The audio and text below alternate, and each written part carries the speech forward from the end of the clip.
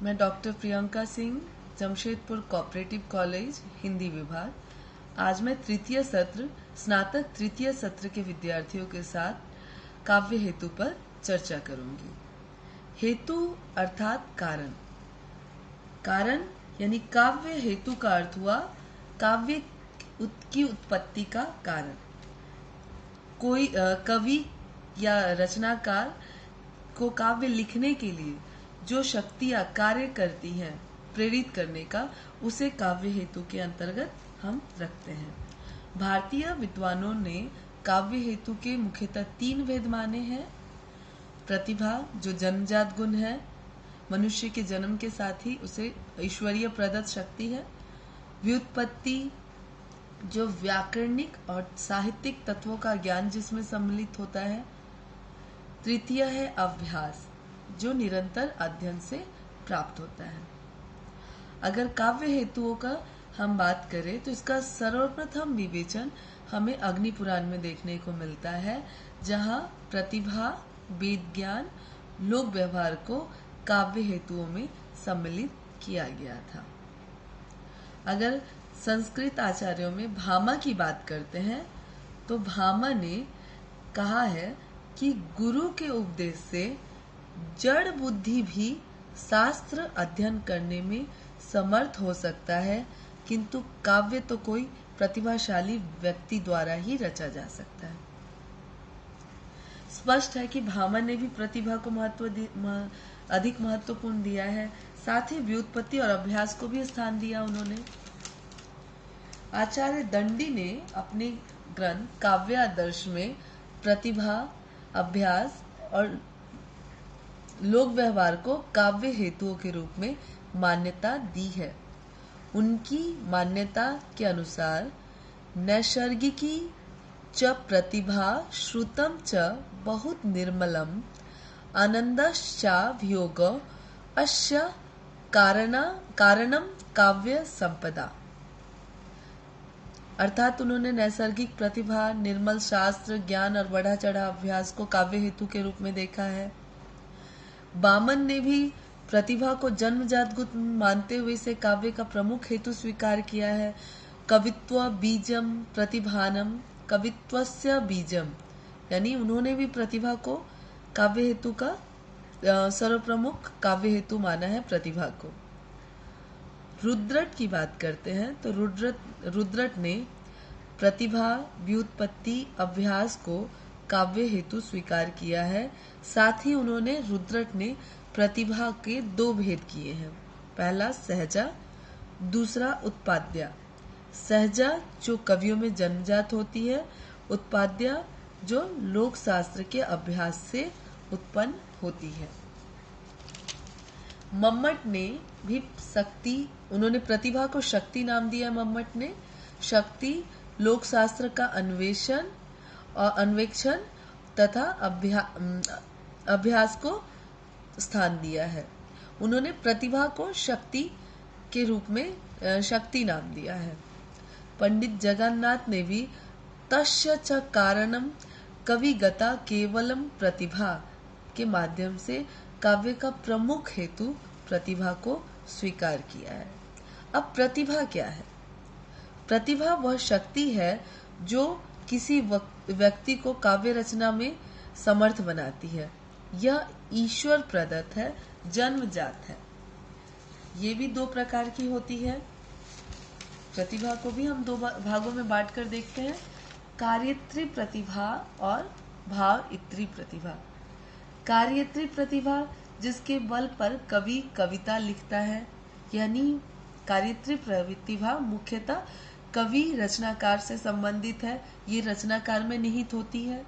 भावयित्री प्रतिभा जो है ये पाठक के अंतर्गत होती है, पाठक में से संबंधित होती है, और यह जिसके बल पर पाठक कविता को समझता है, किसी रचना को समझता है।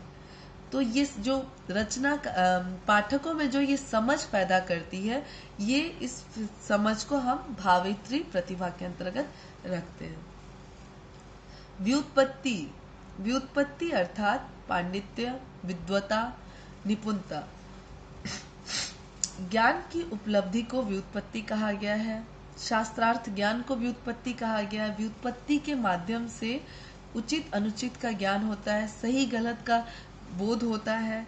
तभी व्युत्पत्ति के संबंध में राजशेखर कहते हैं उचितानुचित विवेको व्युत्पत्ति, अर्थात उचित अनुचित का विवेक ही व्युत्पत्ति है।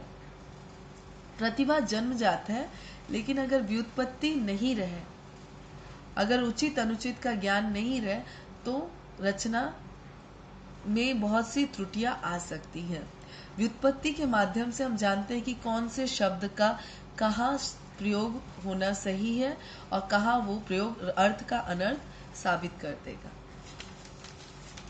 तीसरा जो काव्य का हेतु है उसे हम अभ्यास कहते हैं।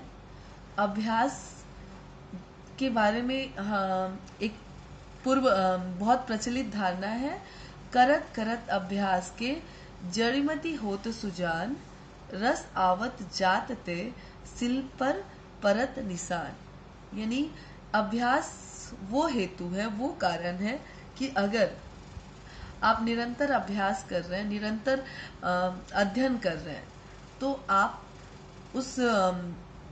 आपके अंदर अगर प्रतिभा कम भी रहे, लेकिन आप निरंतर अभ्यास से आप अपने अंदर उस भाव को विकसित कर लेते हैं। प्रतिभा में निरंतर अध्ययन को महत्वपूर्ण माना गया है।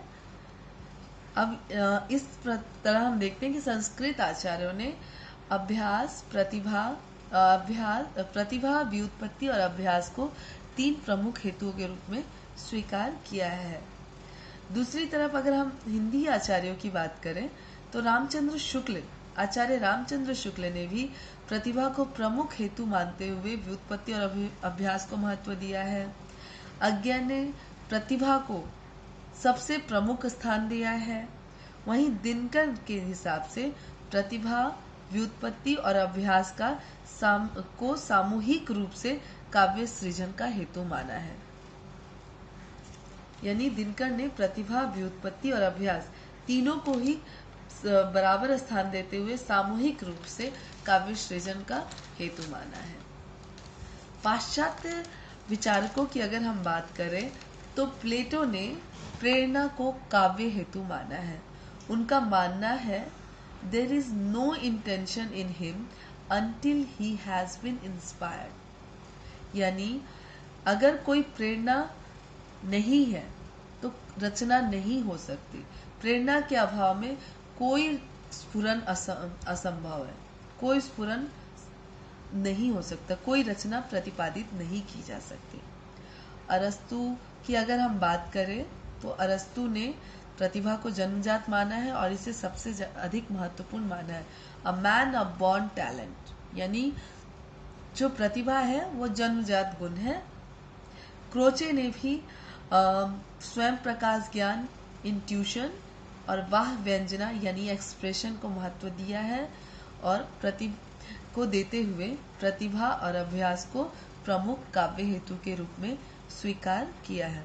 इस प्रकार हम देखते हैं कि प्रतिभा जो जन्मजात गुण है, व्युत्पत्ति जो निरंतर अध्ययन, जो निपुणता, शास्त्रीय ज्ञान, लौकिक ज्ञान जिसमें सम्मिलित रहता है, और अभ्यास जो निरंतर अध्ययन से प्राप्त होता है। इन तीनों के